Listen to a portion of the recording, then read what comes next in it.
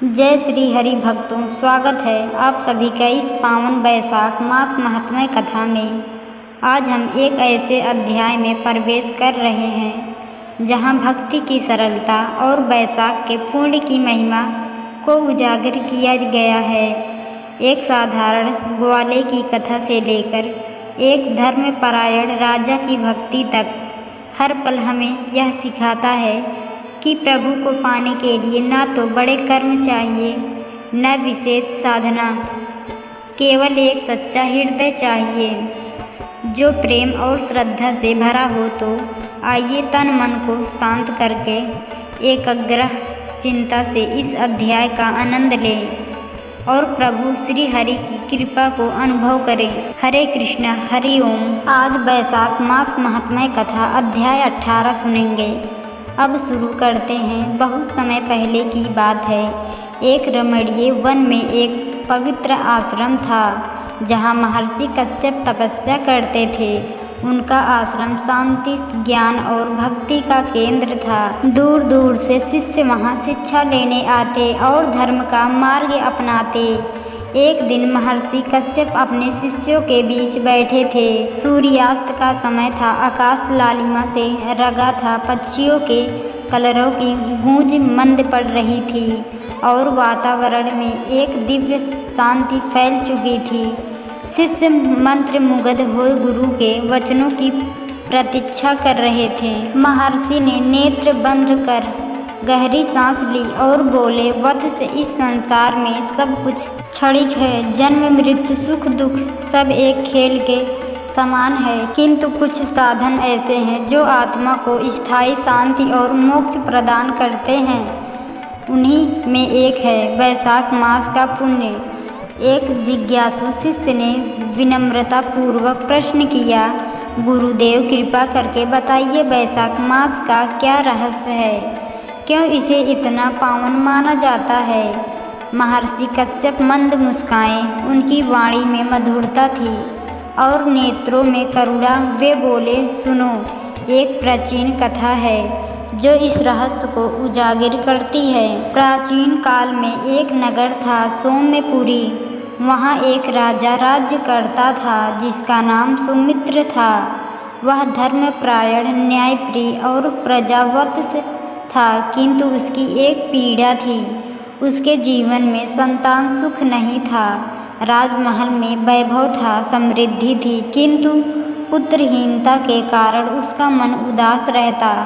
एक दिन राजमहल में एक वृद्धा साधु का आगमन हुआ। साधु का तेज ऐसा था कि राज दरबार का समस्त वातावरण पवित्र हो उठा। राजा स्वयं दौड़कर उनके चरणों में गिर पड़ा और प्रार्थना की, हे महामुनि, कृपा करें, मेरे जीवन का अंधकार दूर करें। साधु ने गंभीर स्वर में कहा, राजन, तुम्हारे जीवन में संतान का सुख अवश्य आएगा यदि तुम वैशाख मास में नियम पूर्वक स्नान, व्रत और दान करोगे। राजा ने उसी क्षण संकल्प लिया।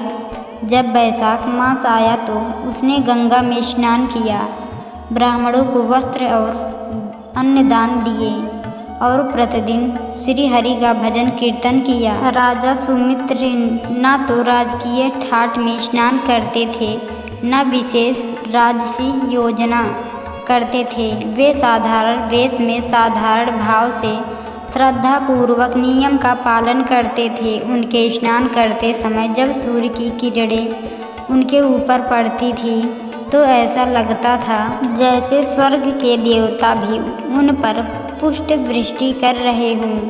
उनकी भक्ति देख स्वयं लक्ष्मी जी प्रसन्न हो गईं। वैशाख मास के अंतिम दिन जब राजा ने एक निर्धन ब्राह्मण को अपने राजमुकुट सहित दान दिया, तब एक आकाशवाणी हुई, हे राजन, तेरी भक्ति और दान ने प्रभु को प्रसन्न कर दिया है।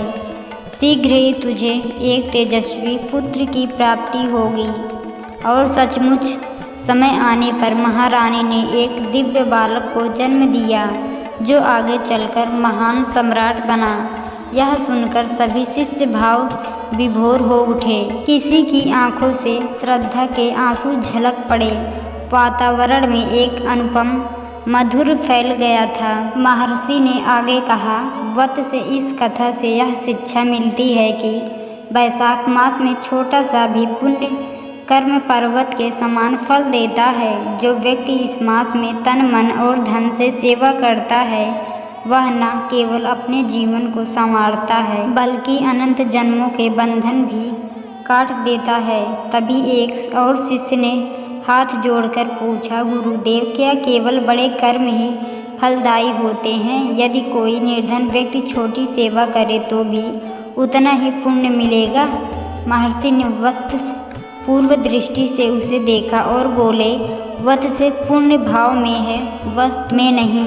एक कण समान दान भी यदि प्रेम पूर्वक दिया जाए तो वह ब्रह्मांड के सारे दान से श्रेष्ठ होता है। वैशाख मास तो ऐसा है जो एक चुटकी भर जल दान को भी अमृत तुल्य बना देता है। गुरुकुल का वह संध्या समय अत्यंत पवित्र हो उठा था। हवा में सजीवनी सी ताजगी थी। पेड़ भी जैसे कान लगाकर कथा सुन रहे थे। प्रत्येक शिष्य का हृदय अब उत्सव से भर चुका था, जैसे भीतर से कोई दिव्य दीप जल उठा हो।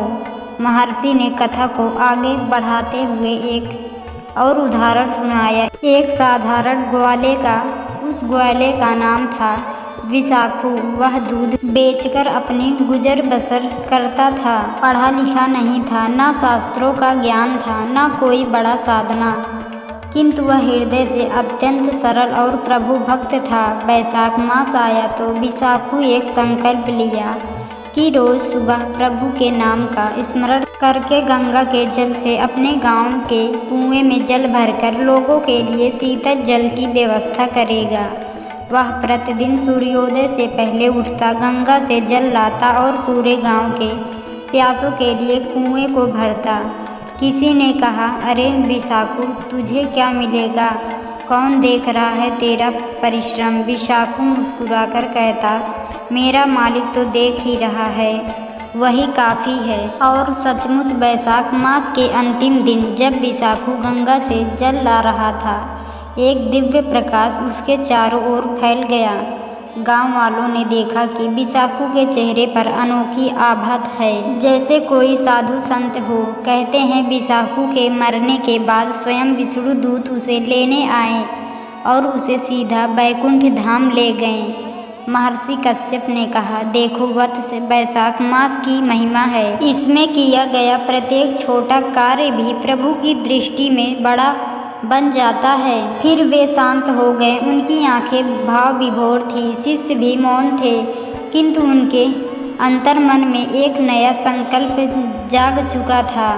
इस जीवन को सार्थक करने का संकल्प। धीरे धीरे आकाश में तारे चमकने लगे थे। शीतल पवन बह रहा था। गुरुकुल का वह पवित्र वातावरण कथा के पवित्रता में रच बस गया था, क्योंकि वैशाख मास में हर कथा, हर संकल्प, हर भावना सीधे भगवान के हृदय तक पहुंचाती है।